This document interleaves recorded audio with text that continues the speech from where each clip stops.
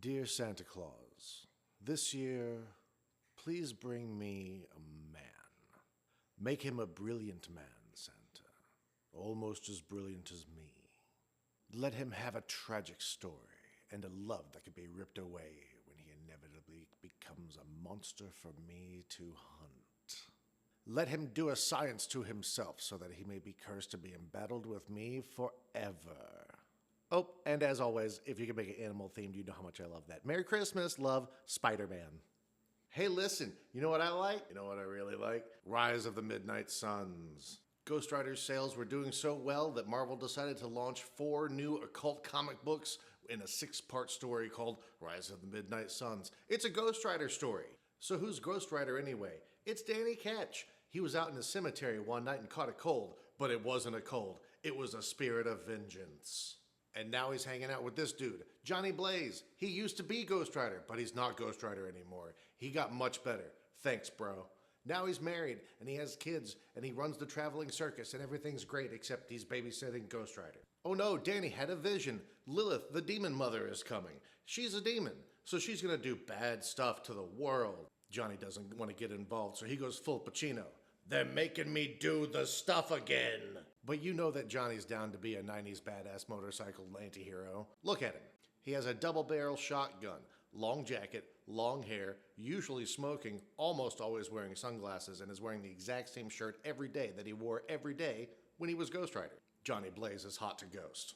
So in Spirits of Vengeance #1, Ghost Rider and Johnny head out to find the rest of the Midnight Suns. In the early 1970s, Michael Morbius did a science to himself in order to cure his affliction, a disease so rare that it only happens to very brilliant people because they must become scientists to find a cure. Michael used vampire bats in his science, so he became a science vampire and a Spider-Man villain.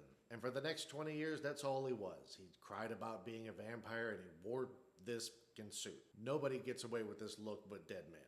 And then in Morbius, the living vampire #1, he met up with Ghost Rider and Johnny Blaze and the Demon, and everything changed. He got to stop being a Spider-Man villain and he got to become an anti-hero vampire. And look at his new suit.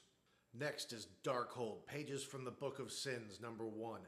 It's that thing from That One Thing and those 2 other things. People are using the book, and you remember, that's bad. It's so bad that Black Bolt has to kill you. Maybe this guy with a gun can stop it. There's a shortcut you can take in Marvel Comics if you need the audience to know that the problem is definitely unsolvable. You have the character take the problem to Reed Richards or Stephen Strange. And then he says, everybody's seen me do like impossible stuff to save the world many, many times, but your case is definitely completely not fixable at all, sorry. Hannibal King is having that very conversation with Doctor Strange when we meet him in Night Stalkers #1. Hannibal is kind of a living vampire too, but definitely the supernatural kind, and he was hoping he could make it stop, so he asked Doctor Strange, and Strange was like, nah, you're screwed, bro. Fun fact, a version of Hannibal King was in Blade Trinity and was played by Ryan Reynolds.